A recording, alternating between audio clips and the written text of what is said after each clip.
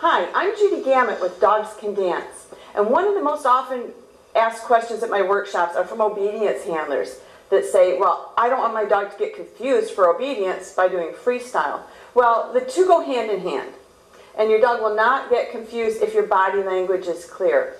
I've never seen a dog in obedience cut to the right side and start working right in an obedience trial. I think they read the setting. Okay? In other words, my dog shows up for a track, he knows it's tracking. It's not agility. My dog walks into the obedience ring with jumps. Well, he knows that it's not freestyle class. Okay? I think they read the setting, and actually, in my heart and my mind, I believe they read it way before they ever get there, but that's a whole other story. Anyway, what I want to talk about today is the shifts in our body. If I have a dog coming toward me for a sit, a recall, and I say front, this is the posture I'm going to use for front.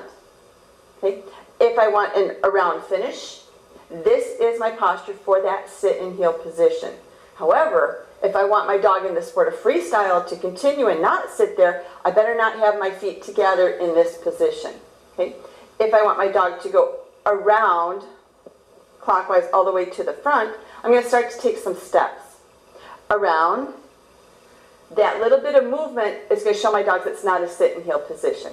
I might say around, bella front, or bella come. Okay? I might say around, bella center. That means to stand. Okay? Another thing that I'm working on right now with my own dogs is understanding the shift in my body. You know, dogs read those shifts every day. They read, mom's going to turn and go into this room. Mom's going to go straight forward. Okay? They read that body language every day. So you want to be very careful in the sport of freestyle to make sure that those shifts and the body language is very clear.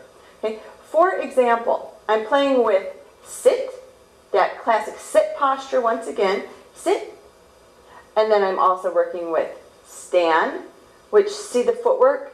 My feet are slightly apart. That could also be weight. And you say, well, will your dog think that's a weave? No, because if my dog is here, this will always be the leg that will initiate a weave. Okay, always the leg away from the dog. Here might mean a weight because this is a blocking leg to block that energy, the forward energy.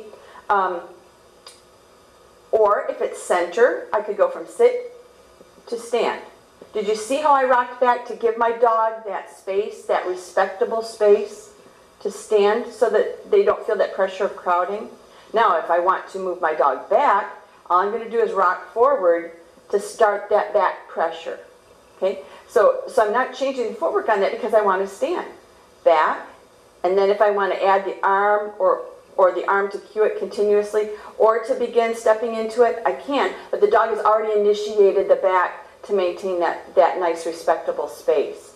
So really watch the shifts in your body. Another place that this comes into play is when doing kicks. So if you want your dog to kick and they're not picking a paw up, it's probably because they're not reading any shift in your body. If you begin to shift, the dog will shift with you. Okay? Especially if they're in heel position sitting next to me and I'm going to shift into my dog and away from my dog, they're going to release that paw to clear space for you, and then they're going to lean into you as well, matching that space, or matching that shift. So shifting into your dog or away from your dog, sit, stand, back. And hopefully that will help clear things up for you and your dog, whether you're cross-training sports or just doing freestyle.